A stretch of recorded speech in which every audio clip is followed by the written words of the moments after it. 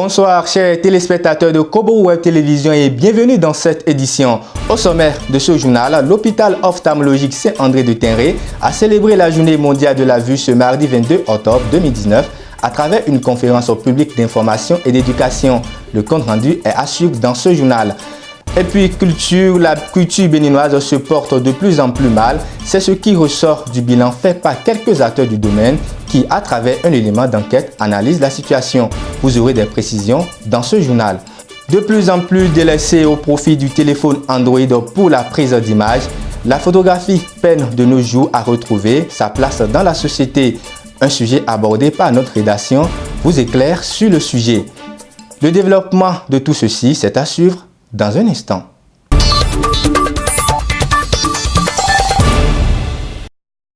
Bonsoir. Comme je vous l'annonçais en titre dans le cadre de la Journée mondiale de la vue qui se célèbre chaque 22 octobre, l'hôpital ophtalmologique Saint-André de Tinré a organisé ce mardi une conférence au public d'information et d'éducation placée sur le thème « Glaucome, tueur silencieux de la vue, prévention et prise en charge ». La conférence s'est déroulée dans la salle de fête de la mairie de Parakou. Le point de tout ceci avec Nimatou Sani. Glaucome, tueur silencieux de la vue, prévention et prise en charge, c'est le thème d'une conférence publique organisée par l'hôpital ophtalmologique Saint-André de Tinré aux ZAT ce mardi. Cette conférence est organisée afin de sensibiliser les populations sur le dépistage précoce. Nous pouvons retenir que le glaucome est une maladie des yeux qui ne prévient pas, qui n'a pas de signes au stade de début et qui souvent traîne jusqu'au stade avancé avant de présenter les signes d'alerte qui peuvent motiver le patient à aller en consultation. Nous avons parlé de comment reconnaître cette maladie, qu'il n'y a pas de signes pour reconnaître cette maladie. Nous avons insisté sur ce thème parce que c'est notre hantise en tant qu'ophtalmologiste. Quand nous recevons un patient qui a une cataracte, on est content, on se dit de toutes les façons on l'opère demain et après-demain il voit. Mais quand on reçoit un patient, qu'on l'examine, qu'on se rend compte que c'est un glaucome qui fait qu'il a complètement perdu la vue, on ne peut rien. Il n'y a plus rien à faire pour ramener cette vision. Souvent, la vision baisse progressivement. Les patients se disent non, quand ça va être plus grave, je vais aller à l'hôpital. Malheureusement, dans le glaucome, il ne faut pas attendre que ce soit plus grave parce qu'il n'y a plus rien à faire. Et maintenant, il ne reste qu'à annoncer au patient qu'il ne verra plus, ce qui n'est pas un exercice assez facile pour nous. Quelles précautions prendre pour éviter le glaucome? C'est la prévention, comme on l'a dit. C'est toujours consulter une fois à l'an pour pouvoir s'assurer qu'on n'a pas de signes d'appel. Soit s'assurer qu'à l'intérieur de l'œil, la personne n'est pas en train de se lever, que le nez n'est pas en train de souffrir déjà, même si apparemment nous voyons bien, apparemment nous n'avons aucun signe. La conférence s'est déroulée en présence du secrétaire général de la préfecture du Borgou, Sani Biomaye, représentant le préfet, des représentants du Lions Club Parakou et des populations. Après la colonisation et à l'ère de la mondialisation, la culture béninoise peine à s'imposer et à se donner une réelle identité. Quelles peuvent être les causes de cet état de choses? Les acteurs se prononcent dans ce journal. La culture est une marque d'identité qui permet de reconnaître un peuple ou une nation. Celle béninoise est bien riche et dispose d'une diversité artistique enviée de par le monde. Un regard rétrospectif jeté dans le rétroviseur à l'heure de la mondialisation nous propose un tableau très peu reluisant. Plusieurs acteurs du secteur partagent malheureusement cet avis.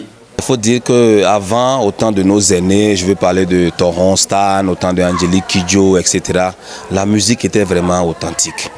Mais aujourd'hui, avec l'évolution de la technologie, avec l'avènement des ordinateurs, nous n'avons plus des artistes musiciens live. Effectivement, si on fait un point global et ne pas faire l'hypocrisie, je peux dire que ça va mal. Parce que le Béninois préfère consommer ce qui vient de l'extérieur que ce qui l'appartient. Un triste constat explique l'état de santé de la culture béninoise. Mais qu'est-ce qui peut justifier ces faits et comment y remédier? Ce qui est fondamentalement la base de ça, c'est un souci de transmission de notre patrimoine culturel. Un souci de transmission de ce patrimoine qui est dû aux effets néfastes de la colonisation. Aux effets néfastes de la colonisation qui ont été prolongés par la mondialisation telle que je le dis tout à l'heure. Et donc, en résumé, la culture en difficulté parce qu'il y a eu un souci de transmission parce qu'il y a eu un programme de désinstallation de notre logiciel culturel et donc on nous a mis un autre logiciel et il faut donc un logiciel de reprogrammation de l'être béninois que nous sommes. Il faut ramener l'éducation artistique à la base. Il faut ramener l'éducation artistique dans nos écoles primaires. Il faut enseigner à l'enfant quels sont les éléments de son patrimoine culturel. Si la culture est tout ce qui nous reste quand on a tout perdu, il urge donc qu'on la conserve et qu'on la promeut, et ce rôle doit être la priorité des acteurs du secteur. Parlons à présent éducation. Les registres d'inscription des candidats à l'examen du brevet d'études du premier cycle BEPC et des candidats des lycées techniques et professionnels sont ouverts depuis lundi 21 octobre à la direction départementale de l'enseignement secondaire et de la formation technique et professionnelle du Borgou. Des explications nous seront données par le chef service examen et concours de la direction départementale Borgou à travers cet élément. Il y a l'ouverture des registres d'inscription. Ceux qui sont concernés, surtout pour le BPC, c'est les élèves de la classe de 3e, qu'on appelle candidats officiels. En dehors de ceux-là, il y a aussi les candidats libres. Eux, ils viennent à la direction départementale pour déposer leur dossier directement.